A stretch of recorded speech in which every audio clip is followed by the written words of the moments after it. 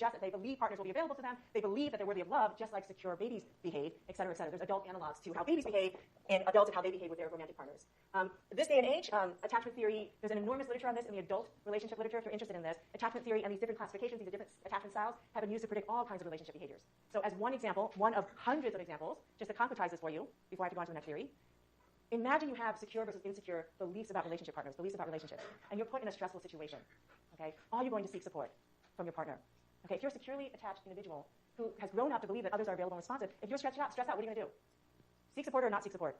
Yeah, I mean, you've been led to believe, based on your prior experiences, that your bids for support, your bids for emotional support, will be met, with glee from those who care about you.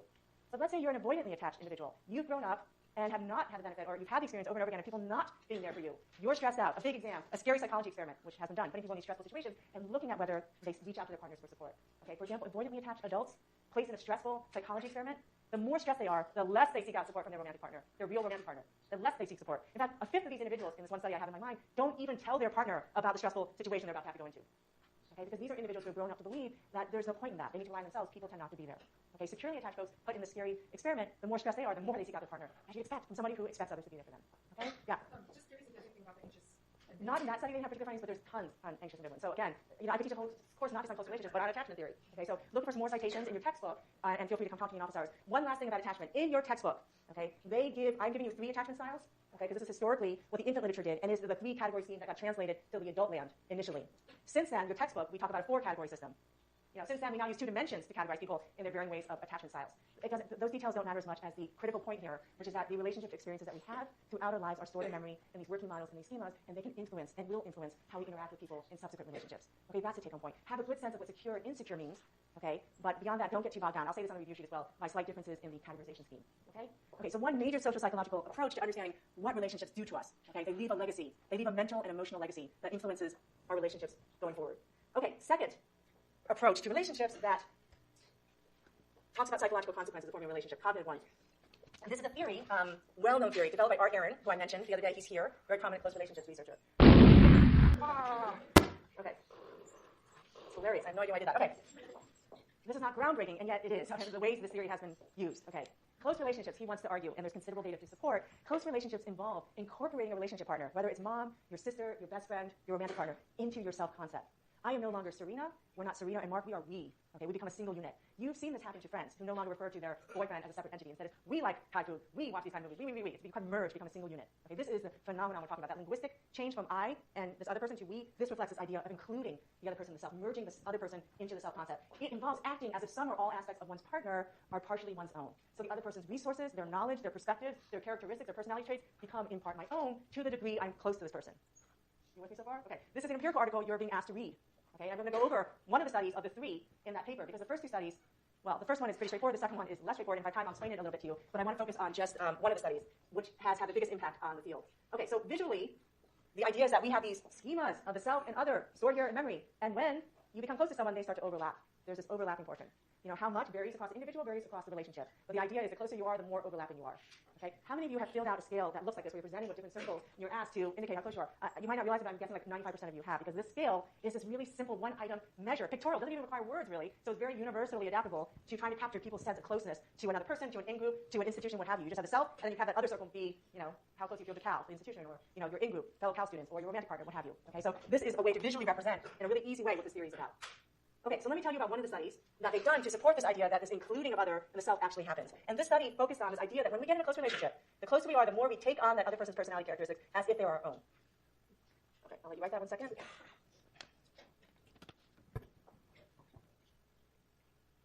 Okay, so how did they do this? This was a very clever method they used, and it's been since used hundreds of times by other researchers.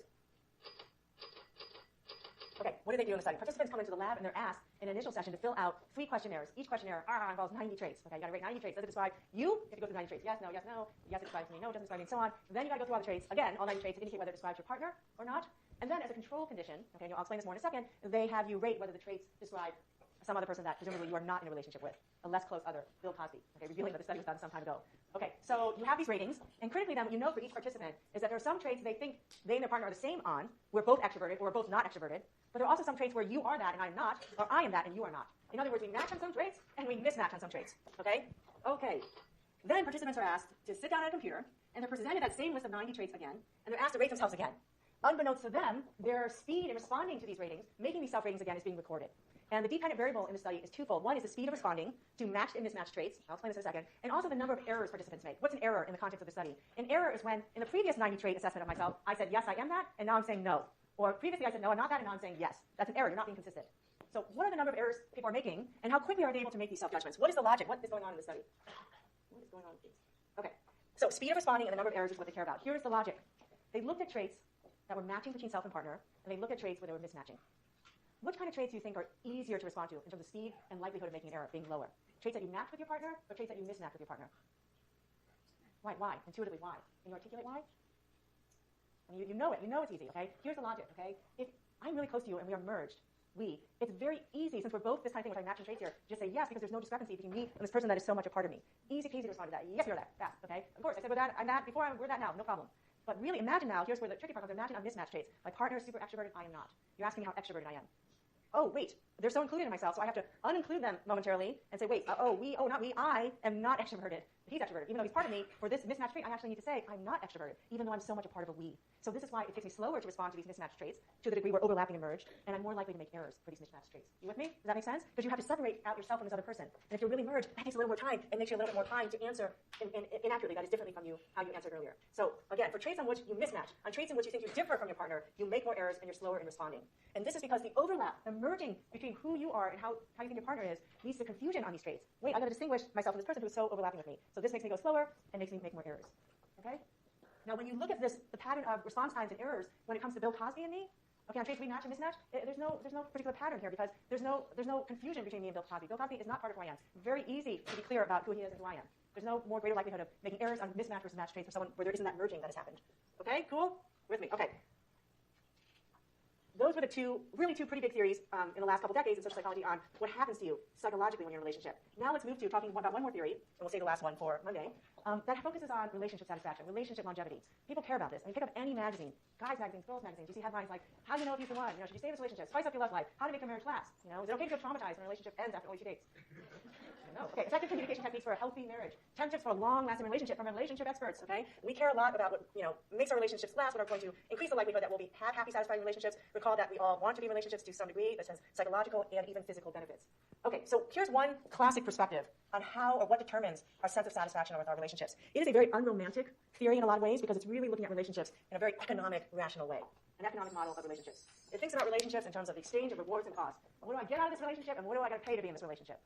And my goal, being a rational, economic human being here, is I want to maximize my rewards and minimize my costs. Yeah, not very romantic. Guess what? You're generally more satisfied in relationships that have more rewards and fewer costs. Okay, groundbreaking, I know. But it does get a little bit more interesting and complex than simply tallying up, do I have a lot of rewards? Do I have a few costs? That would be good. But first, let's get clear on what we mean by rewards and costs. And here I will say something I've said many times in this class, which is that rewards and costs are not necessarily objectively defined. It's subjective. It's in the eye of the perceiver. What are some relationship rewards or rewards that you see that you get out of a relationship? Just yell them out. What are some things you get out? Reward. Companionship. Happiness. What? What? Food? No, what? It could be. What was it? Oh, they did say food. Okay, food. Yeah, what else? Good experiences? More companionship? Sex. Okay. Oh. Status. And you can also get sex from a relationship, just for the record. Yeah, I'm like waiting to hear sex. Come on, let's do sex. Okay. The point is, though, it's not only it's easy to come up with these things, but also they vary in terms of what's important to us, what counts as a relationship plus. Status may be something you think you get out of your relationship. Somebody else might not see that as relevant at all as a reward. Okay, what are some costs that you might incur from being in a relationship? Money could literally be cost. Money could literally be that. What else? Time? Effort. Heartbreak, pain, jealousy, depression. Repressing. Okay. I'm like filling in the blank. It's very revealing. Okay. These are my chronic things. Okay. I got to shut my mouth here. What else? Compromising.